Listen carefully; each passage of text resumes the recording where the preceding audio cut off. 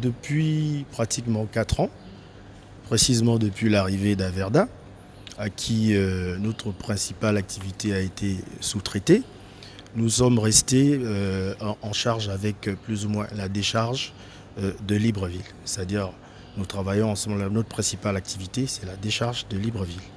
Donc, durant 4 ans, pratiquement, nous avons eu des pourparlers avec notre direction générale par rapport à la situation de l'entreprise, de crise que nous vivons aujourd'hui.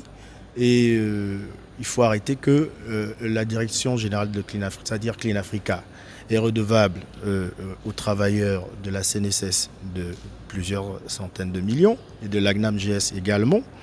Donc, à cet effet, nous avons eu plusieurs pourparlers. Nous avons été à l'inspection du travail, nous n'avons pas trouvé de solution. Nous avons été auprès d'un avocat, nous n'avons pas trouvé de solution.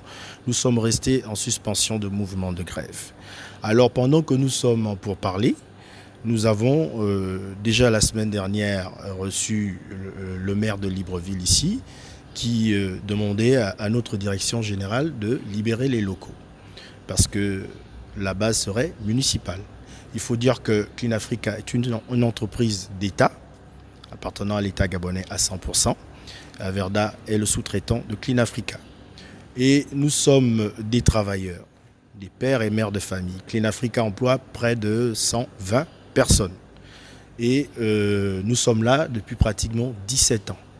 Donc pendant que nous sommes en pourparlers, parce qu'il faut trouver des solutions pour pouvoir rentrer en possession de nos droits légaux, de ce qui nous est dû, nous avons la visite ce matin à 8h du maire de Libreville qui nous demande d'évacuer les lieux. Justement, est-ce qu'il y avait un préavis à cela? Nous ne sommes pas informés de quoi que ce soit.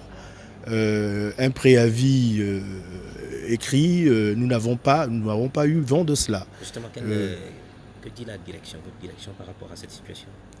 Bon, la direction est mise sur le fait accompli parce que la réunion que nous avons tenue ce matin d'information avec la direction générale, nous n'avons pas en tant que tel un retour des autorités de tutelle qui nous orientent ou qui nous mettent dans une situation rassurante.